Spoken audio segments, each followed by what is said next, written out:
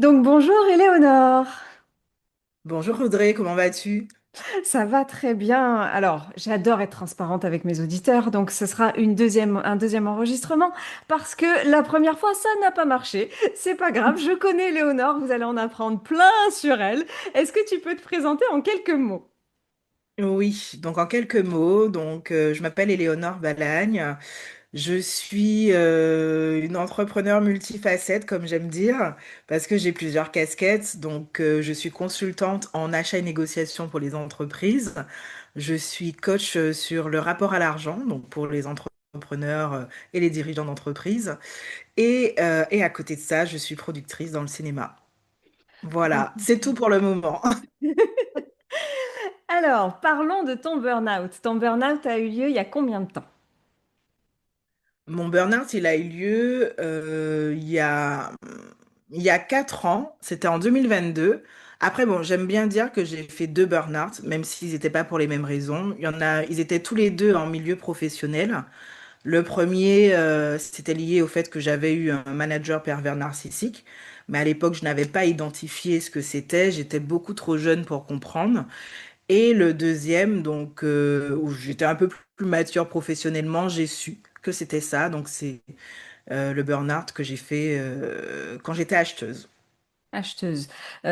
Du coup, est-ce que tu as vu les premiers signes? Alors, on va se concentrer sur le deuxième, mais n'hésite pas à parler du premier. Mhm. Mais comme le deuxième, tu l'as identifié en tant que burn-out, est-ce que tu as vu des signes qui t'ont dit, là, je vais dans le mur? Oui, clairement, déjà, j'étais irritable.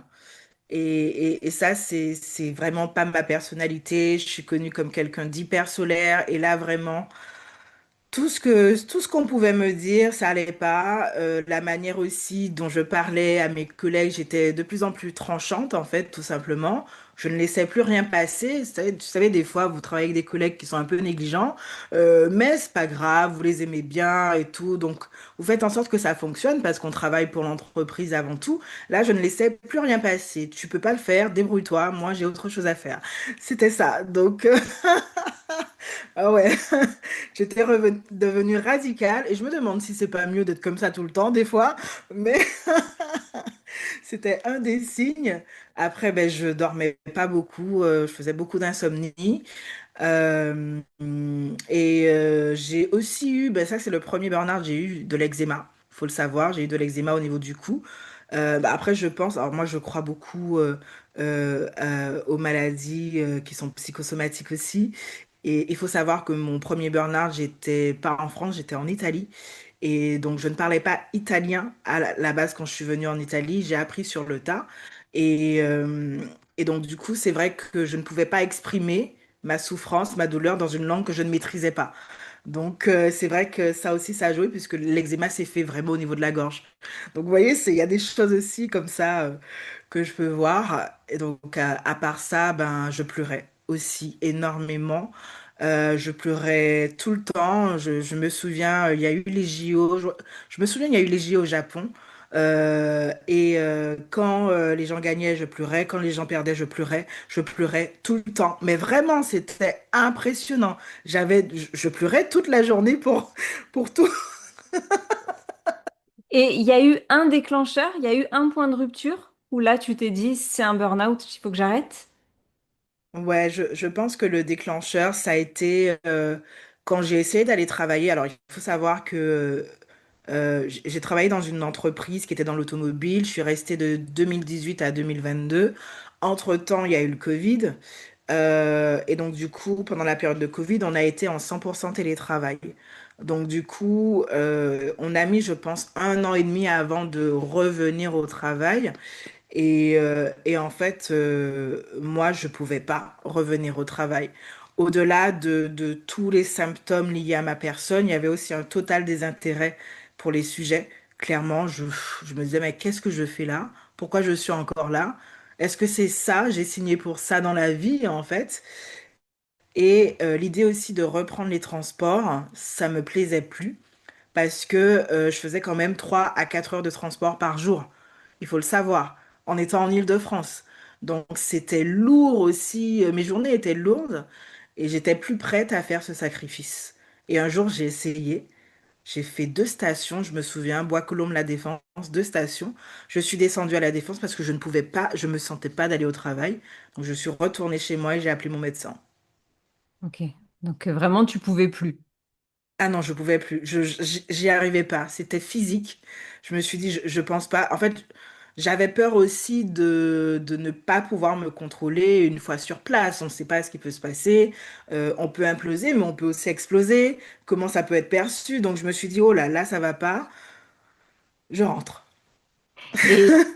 Du coup, tu as vu ton médecin. C'est ton médecin qui t'a donné le mot ou tu l'avais déjà et tu l'as appelé en lui disant?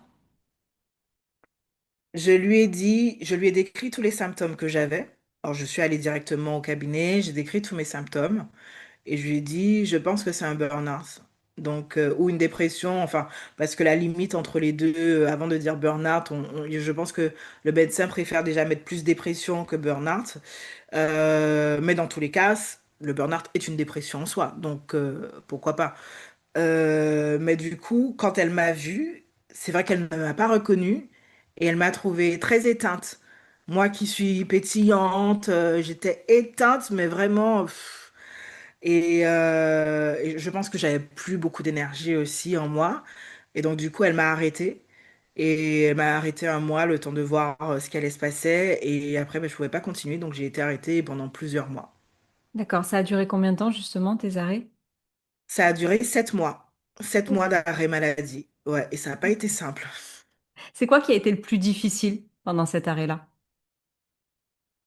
Je pense que ce qui a été difficile, c'est le regard des autres, que ce soit le regard en entreprise, du management ou des collègues qui pensaient que je faisais semblant. Récemment, j'ai mangé avec un avec qui je m'entends très bien, qui, sur le ton de la blague, pensait que je faisais semblant et ça m'a un peu perturbée. Je me suis dit, mais je suis sûre que je souffrais et c'est pas l'image en fait qu'on a de moi en fait. On pense que je posais un arrêt maladie juste pour embêter ou emmerder, si on peut le dire, la hiérarchie alors que j'allais pas bien. Et puis aussi le regard des autres au niveau des proches. Alors j'ai eu une personne de ma famille qui m'a soutenue à fond, c'est ma tante. Mais c'est vrai que le reste de la famille, ou surtout ma mère, je dirais, comprenait moins ce que je vivais parce que il y a ce truc de dire, bah, en fait, si ça va pas dans ton entreprise, tu changes d'entreprise et c'est tout. Et que on fait pas semblant d'être malade parce que bah, oui, il y a beaucoup de gens qui se mettent en arrêt maladie alors qu'ils sont pas malades, c'est vrai, mais c'était pas mon cas. Et donc d'avoir de devoir se justifier de ne pas aller bien, c'était compliqué, ouais. Oui, oui, c'est vrai que c'est une période qui est compliquée de devoir justifier quelque chose qui ne se voit pas aux yeux des autres. Et comme tu dis, que ce soit le burn-out ou les dépressions, c'est des mal-être invisibles et c'est Mm. souvent pas évident de les faire reconnaître.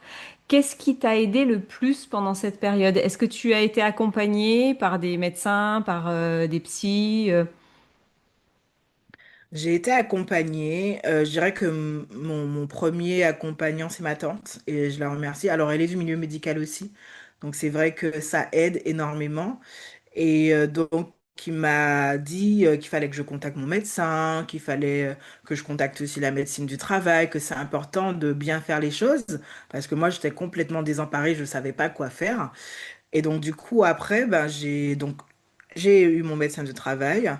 J'étais déjà suivie par une psychologue pour d'autres raisons. En fait, il faut savoir que je voulais m'offrir pour mes 30 ans un an d'accompagnement psychologique parce que j'avais jamais fait ça de ma vie. Donc, du coup, dit comme ça a l'air un peu. C'est beau, c'est magnifique de s'offrir pour ses 30 ans un accompagnement pour se comprendre. Mais waouh! Oui. Voilà, j'avais ça en tête. Et vraiment, c'est marqué dans mes 30 ans, cadeau, un an d'accompagnement psychologique, parce que je pense que la santé mentale, c'est important. Et je l'avais jamais fait avant. Donc, je voulais voir si j'allais bien. Voilà, tout simplement. Et donc, du coup, on a... Ah oui, je sais. On a switché sur le burn-out, sur ce volet-là quand c'est arrivé. Donc, elle m'a beaucoup accompagnée. J'ai eu aussi un psychiatre, mais je vais pas dire que j'ai été accompagnée par lui. J'ai été dirigée par lui et je pense que lui, il n'a pas trop cru que j'avais un burn-out. Et donc, du coup, finalement, je suis restée avec mon psychologue et mon médecin traitant. Et il y a eu aussi la médecine du travail à qui j'ai écrit dès que c'est arrivé, dès que j'ai vu que je pouvais pas retourner en entreprise et qui m'a beaucoup aidé également, qui m'a beaucoup suivi, aidé de manière très neutre. Et j'avais très peur de ça au début parce que qui dit médecine du travail dit employé de la boîte et potentiellement pour les intérêts de l'entreprise. Et donc, je ne savais pas dans quelle mesure je pouvais me confier à eux. Ça n'a pas été simple. Mm. Du coup, si une personne qui écoute cet épisode sent qu'il va être en burn-out, la première chose à faire pour toi, ce serait quoi? Alors, premièrement, je lui dirais, je lui demanderai quels sont ses signes. Comme tu m'as fait là, je lui demanderai qu'est-ce qu'il y a, qu'est-ce que tu ressens, est-ce que tu dors bien, comment tu te sens en entreprise ou dans ton foyer, peu importe. Et deuxièmement, je lui dirais d'aller voir son médecin Mm. traitant. D'accord. Traitant, c'est important, de préférence. Oui, qui te connaît et qui a Voilà. l'habitude de savoir comment, voilà, comment tu réagis et comment tu te sens. Et dans ton burn-out, la sortie du burn-out, ça s'est passé comment? À quel moment tu t'es dit, là, ça va, je m'en sors? Je pense que je me suis dit ça quand on a trouvé la solution pour que je puisse partir. Parce que il faut savoir que j'avais déjà essayé de partir avant de me déclarer pour moi officiellement en burn-out et donc d'être en arrêt maladie. Même si je sentais que ça allait pas bien, j'avais essayé de mettre en place des solutions au sein de l'entreprise, puisqu'à l'époque, il y avait un plan de départ. Donc, j'avais essayé de bénéficier de ça, on me l'a refusé. J'avais essayé de voir si je pouvais pas faire une mobilité ou avoir une rupture conventionnelle. En fait, j'avais essayé des choses. J'avais présenté des PowerPoint quand même, non, mais vraiment à mes managers, au N plus 1, N plus 2, N plus 3, au RH plus 1 et au RH plus. Donc j'étais vraiment allée dans une démarche très transparente avec eux, sans jamais dire effectivement que j'allais pas bien, mais en disant que je voulais faire autre chose de ma vie, tu vois. Et ça n'a pas fonctionné. Donc ça m'a encore plus déçue. L'injustice était très très là et c'est une de mes valeurs. Enfin moi je déteste ça, l'injustice. Donc du coup forcément ça n'allait plus pour moi et j'ai eu la chance. Et vraiment, je pense que je suis sur une bonne étoile, mais j'ai eu la chance d'être accompagnée par Jérémy, qui est un entrepreneur qui aide en fait des salariés à quitter leur entreprise sans forcément passer par le licenciement, pas par le licenciement, La démission. par la démission, parce que c'est vrai que se retrouver sans rien, sans matelas financier derrière, c'est pas non plus simple, surtout quand on est en burn-out, donc on peut pas reprendre un job tout de suite normalement. Enfin, les études disent qu'il faut 2 ans pour se sentir bien et reprendre en confiance un job. Donc j'aurais pas pu reprendre un job d'acheteuse dans l'immédiat, alors que j'étais fébrile. Et donc du coup, il m'a accompagnée et avec lui, on a envisagé le licenciement pour inaptitude professionnelle. Et en soumettant cette solution à la médecine du travail, ils m'ont aussi accompagné parce qu'effectivement, ils ont vu que ça n'allait pas. Et je ne l'ai pas dit, mais je suis un cas parmi tant de cas dans l'entreprise qui n'allait pas bien. Il faut savoir que je suis dans une profession, les achats, où il y a beaucoup de pression, notamment dans l'automobile, il y a énormément de pression. Et c'est une entreprise dans laquelle je suis où il y a eu aussi des suicides par le passé, il faut le savoir aussi. Et donc, du coup, la médecine du travail, quand je suis arrivée, je dirais pas qu'elle n'était pas étonnée, mais elle m'a dit, vous êtes courageuse parce que vous, au moins, vous allez jusqu'au bout de la démarche, parce que les autres, ils ont peur. Il y en a plein qui ont peur. Moi, j'ai connu d'autres acheteurs qui allaient travailler en pleurant, la boule au ventre, qui faisaient ou qui se mettaient en arrêt maladie, qui revenaient de temps en temps. Enfin, il y a eu de tout et moi je me suis dit non, il faut que je m'en sorte, il faut que je parte. C'est le mieux, c'est de partir même si je ne sais pas ce que je vais faire après. Oui, c'est vrai que c'est la peur de l'inconnu, mais encore plus de peur quand on est à l'intérieur. Et Mhm, dans ton entourage, donc tu as eu l'aide de ta tante. Est-ce mhm. que tout le monde a aussi bien compris? Et sinon, est-ce que tu sais les raisons pour lesquelles les gens ne comprennent pas bien? Alors, à part ma tante, non, je pense que ça n'a pas été bien compris. Enfin, je pense notamment à ma mère qui comprenait pas pourquoi j'allais pas travailler. Et voilà, ou parce que, ben, alors, même maintenant, alors, je suis entrepreneur, je bosse beaucoup de chez moi. Et donc, la conception du travail, de bosser de chez soi, c'est pas toujours compris. Mais voilà, c'est pas la même chose que d'aller au bureau, etc. Donc, on a un rapport au travail qui est différent, ça c'est sûr, et on a aussi un rapport à la santé mentale qui est différent. Elle est d'une génération où on parlait pas de la souffrance au travail, on se serrait les fesses et on y allait quand même. Parce que c'est quand même sacré d'avoir un travail, c'est bien d'avoir un CDI dans un monde instable, chaotique. Et alors, je viens de la Guadeloupe, il faut aussi savoir que il y a peut-être la génération de ma mamie a été beaucoup dans la survie, économiquement parlant. Ma mère a été dans la génération qui s'est stabilisée économiquement, donc avoir une maison, un foyer, un CDI, etc. Et donc, du coup, pour eux, c'est important. Et donc, du coup, ils comprennent pas que pour nous, ben non, c'est pas tant important que ça d'être en CDI si on n'est pas heureux.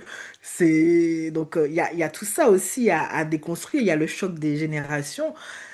Et après, elle l'a compris plus tard, 2, 3 ans après, quand je lui ai dit qu'un de mes collègues, alors c'est pas un collègue proche, mais il était quand même un acheteur comme moi, qui, suite à un entretien individuel avec son manager, ben, l'entretien annuel qu'on fait tous pour dire si on a bien fait ou pas, ben, suite à ça, il est sorti, ben, il était dans le parking et il a fait un arrêt cardiaque. Voilà. Et ça marque énormément. Ça permet de se dire, ben, merci Seigneur, j'y ai échappé, parce que ça aurait pu être moi. Ça a permis à ma mère de se dire, ah ouais, en fait, je comprends que c'était vraiment grave, en fait. J'ai dit oui. En fait, on se rend pas compte quand on est dans des grands groupes, des grosses sociétés, de la pression qu'on peut avoir, notamment aux achats. Et ouais, quoi, c'était important, d'avoir des preuves tangibles, malheureusement. Oui, comme tu dis, malheureusement. Du coup, ton burn-out, si... Alors, si je t'offrais une baguette magique et que je te dise, je te l'évite, ton burn-out, tu dis oui ou tu dis non?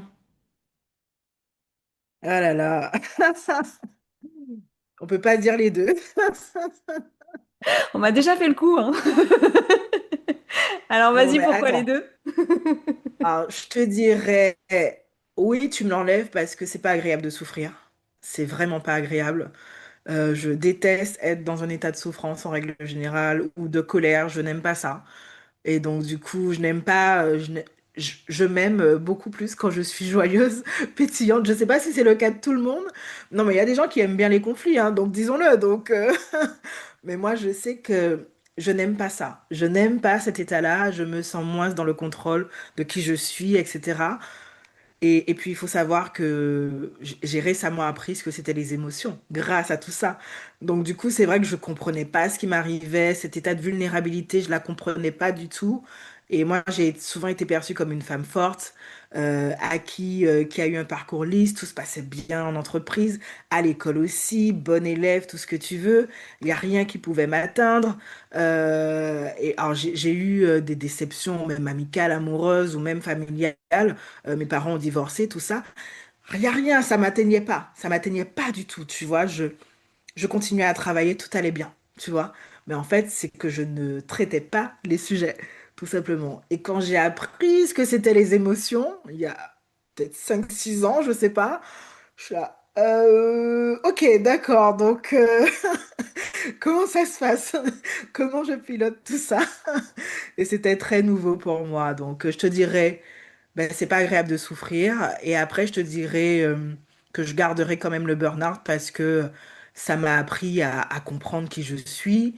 Ça m'a appris à comprendre que j'étais résiliente, que j'étais capable de m'en sortir, de rebondir. Et ça m'a donné des outils.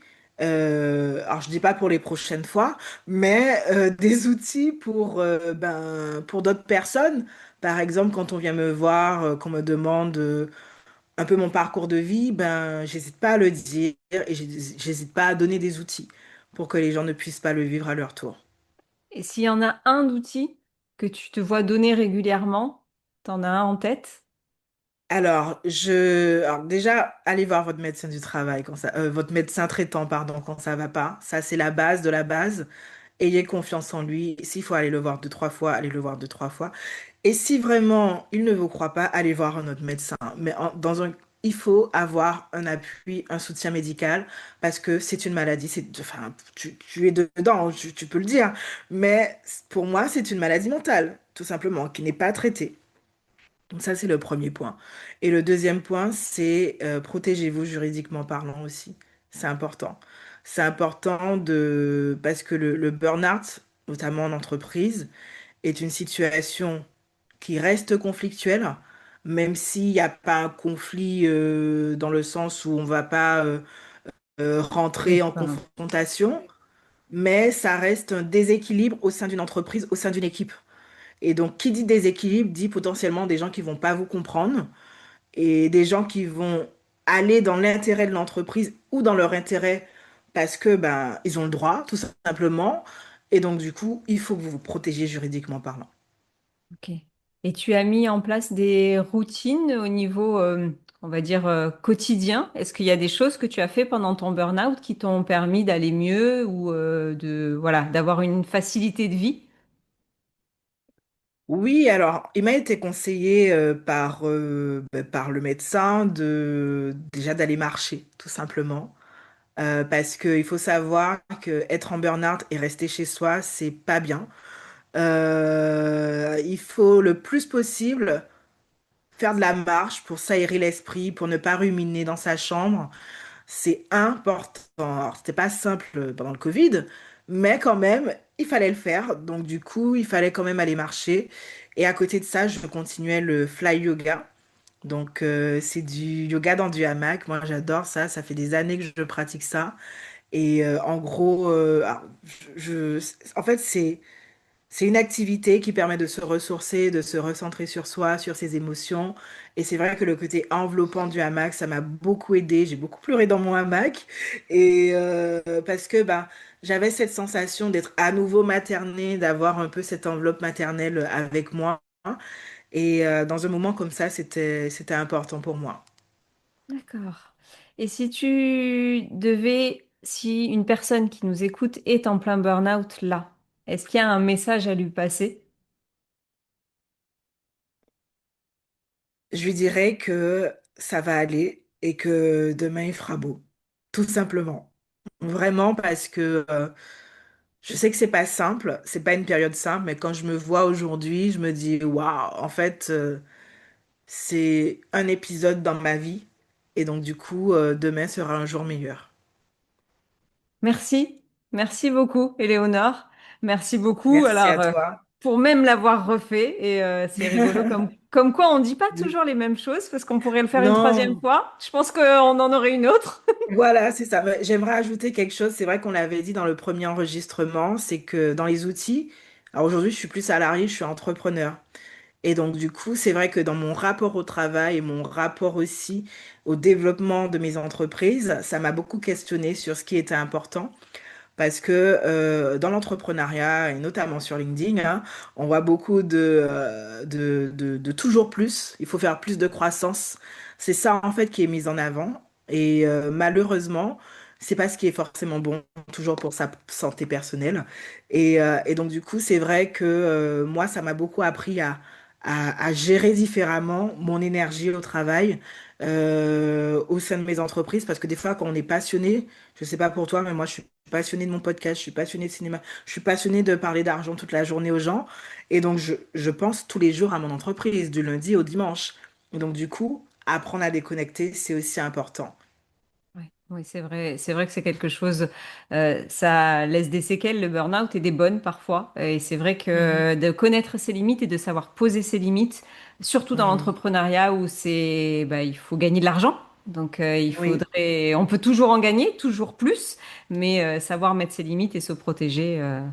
Merci beaucoup, Éléonore. À merci très à bientôt. toi. À Je bientôt. mettrai dans toute la description toutes tes coordonnées si les gens veulent te Ouais, retrouver pour parler argent. ouais, avec plaisir.